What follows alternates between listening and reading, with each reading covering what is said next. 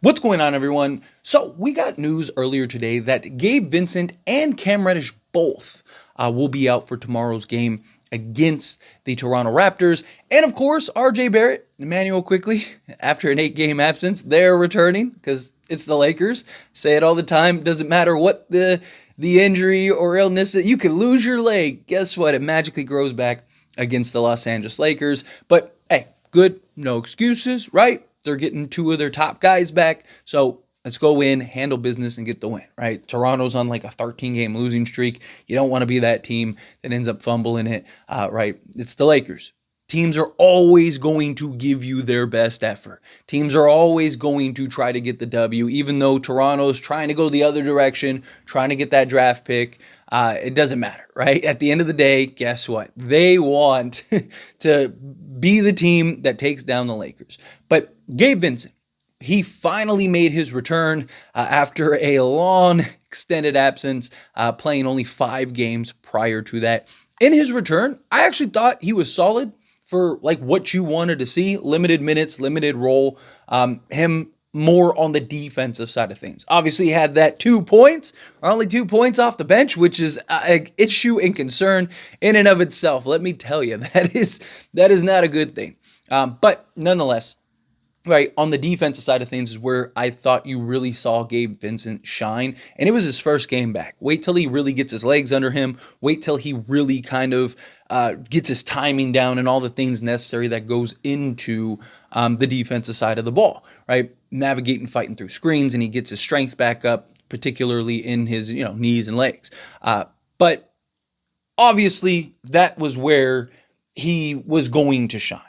Right, we need to see his offense start to come along. Again, I don't think it's an issue. I don't think it's something worth, criticizing at the moment. I've seen a lot of people like, oh man, he was like, no, he was great for what we needed in the limited role for the first game back. In my opinion, I said I'd give him a B personally, just because, again, you saw him. He had a couple great sequences. One was he had, I think it was Watford on him, and he's like being posted up against the bigger guy, and he's holding his own, and even affected the shot enough to where the guy missed it, right? When that should have been an easy, just bunny and easy gimme, right? He had a great steal. He was applying ball pressure, created a couple turnovers, all the things you wanted to see highlighted from Gabe Vincent. Now, as far as him missing the next game, you got to keep in mind, one, this is the first game of a back-to-back.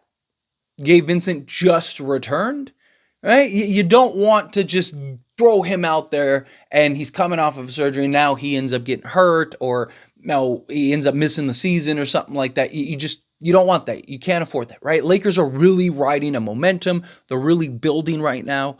Not only have they, won 6 out of the last 7, but you're starting to get Gabe Vincent back. Jared Vanderbilt said to return at some point. The smart thing to do is to just be patient with Gabe Vincent, right? Obviously, you want to get him as many games as possible to kind of get his legs back under him, but to bring him back in a game against a Washington Wizards or something like that, I think makes a lot of sense. You let him sit one game, you bring him back for this game, and just kind of ease him into it. And then as you start ramping up the games, maybe his minutes slightly increase. But I mean, I'm fine with him 15 to 20 minutes a game. Obviously, Darvin Ham's going to run several 3 to maybe even 4 guard lineups. But I've said this before, maybe not 4 guards, but the 3 guard lineup, I don't really mind. Every team in the league runs 3 guard lineups. There's a big difference when your guards can shoot, for one, which the Lakers guards can. And then another big thing is the size of our guards, right? We don't have it's different last year when you have a bunch of 6', 6'1" guards, and it's like, all right, well, not only can they not defend anybody, you have Patrick Beverley playing the 3 at times. It's like, yeah, you're not going to have much success. But when you have, a 6'3", 6'4" guard, a 6'5" guard, and a 6'6" guard, that's much different than a bunch of 6'1" guards. So I don't mind it, especially with their ability to shoot. Obviously, I don't want that to be like super heavy. But we've seen like some of our best lineups right now have been like D'Lo, Reeves, and Spencer Dinwiddie. 3 guards. However, Spence being 6'6" is very impactful. Austin Reeves being 6'5". But nonetheless, right? take your time with Gabe Vincent. I'm totally okay with it. I have no issues, no concerns about this. To me, this is the right approach. This is the precaution approach. I expect them to potentially do the same thing in that back-to-back against the Cavs and the Timberwolves. It's also crazy that we have 2 more back-to-backs when we've had a ton, but it's just kind of been the Lakers' schedule this year, right? Tough schedule in the league, or one of the tough schedules in the league. On top of that, they have the most back-to-backs out of anyone in the league. But we're riding this high. We're riding this momentum. Let's get it. Let's ride it. Keep pushing. Keep heading in that direction. Now, Cam Reddish, right? So he's kind of an anomaly, right? Because he's the one that, like, he has an extended rest because of injury, comes back. Then he's, like, out a game. And then he comes back a game and plays like 4 minutes, I think it was. And then he's out again. And then he comes back and he's just in and out of the lineup. To me, if he's not healthy and he's not good to go, then sit him, rest him, right? We can use him in the playoffs. Now, I don't think he's going to get heavy minutes in the playoffs. I don't think he's necessarily going to be one of like the main guys in the playoffs, but I do think he is a valuable piece in matchups as you're trying to wear guys down over the course of a series, right? Say we're playing Denver, for example, right? Let's say everybody's back, Jared Vanderbilt, everybody, all is good, right? You have Jared Vanderbilt that you can throw on a Jamal Murray, right? Then you could go Spencer Dinwiddie. Then you could go Gabe Vincent.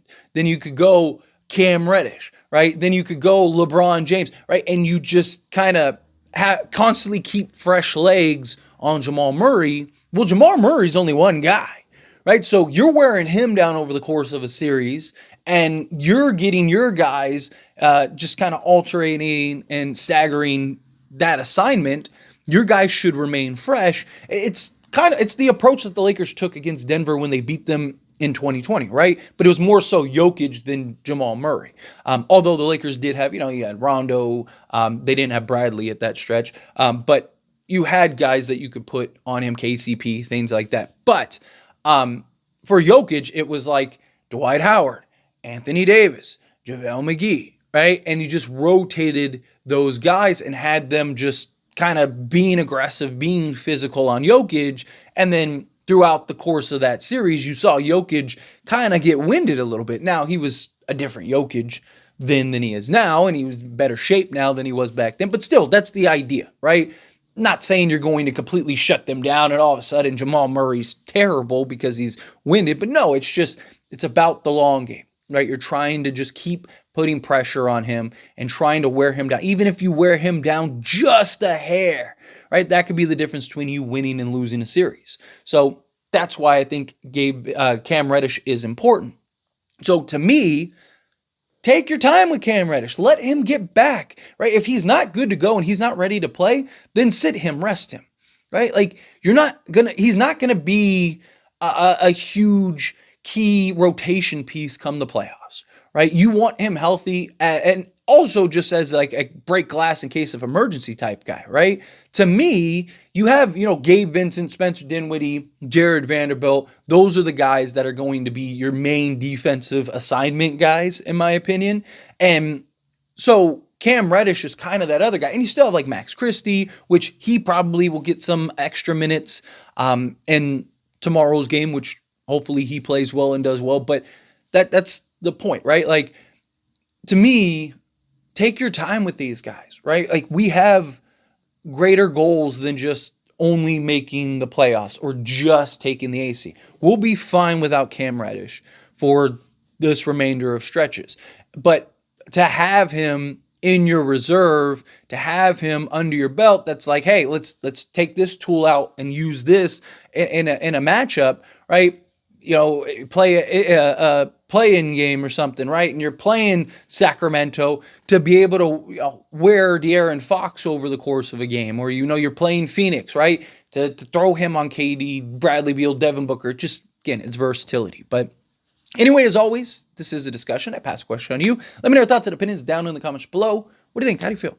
Do you have your concerns about what's going on with Gabe Vincent, Cam Reddish in particular?